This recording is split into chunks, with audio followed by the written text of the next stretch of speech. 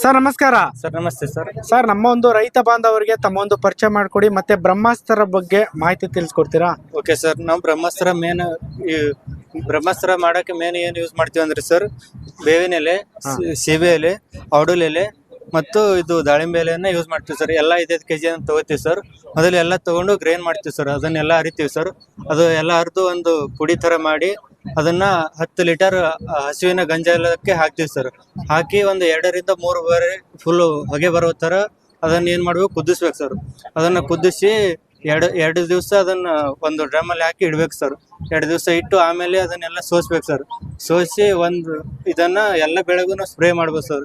ಈ ನ್ಯಾಚುರಲ್ ಆಗಿ ಔಷಧಿ ಹೊಡೆಯೋದ್ರಿಂದ ಬೆಳೆಗಳಿಗೆ ಎಫೆಕ್ಟ್ ಆಗುತ್ತೆ ಸರ್. ಹಾಗಾಗಿ ಇದು ಆರ್ಗ್ಯಾನಿಕ್ ಆಗಿ ನಾವು ಇದನ್ನ ಸ್ಪ್ರೇ ಮಾಡೋದ್ರಿಂದ ಬೆಳೆಗಳಿಗೆ ಯಾವುದೇ ಎಫೆಕ್ಟ್ ಆಗಲ್ಲ ಸರ್. ಹಾಗಾಗಿ ಇದನ್ನ 2 ದಿವಸ ಎಲ್ಲ ಮಿಕ್ಸ್ ಮಾಡಿ ಒಂದು ಡ್ರಮ್ ಅಲ್ಲಿ ಹಾಕಿ ಇಡ್ತೀವಿ ಸರ್. ಆಮೇಲೆ ಅದನ್ನ ಸೋಸ್ಬೇಕು. ಸೋಸಿ ಒಂದು 20 ಲೀಟರ್ ಇದಕ್ಕೆ 2 ರಿಂದ 3 ಲೀಟರ್ ಇದನ್ನ ನಾವು ಏನು ತಯಾರು ಮಾಡ್ಕೊಂಡಿರ್ತೀವಲ್ಲ ಇದನ್ನ ಮಿಕ್ಸ್ ಮಾಡಿ ಸ್ಪ್ರೇ ಮಾಡ್ಬೇಕು ಸರ್.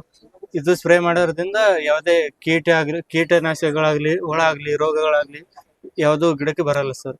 ಅಂದ್ರೆ ಇದು ಎಲ್ಲಾ ಬೆಳೆಗೆ ಇದೆ? ಎಲ್ಲ ಬೆಳೆಗೆ ಬರುತ್ತೆ ಸರ್. ಅಂದ್ರೆ ಈಗ ದೊಡ್ಡ ಇರ್ತವೆ, ಈಗ ಹಣ್ಣಿನ ಗಿಡಗಳು ಇರ್ತವೆ ಸರ್. ಬರುತ್ತೆ ಸರ್.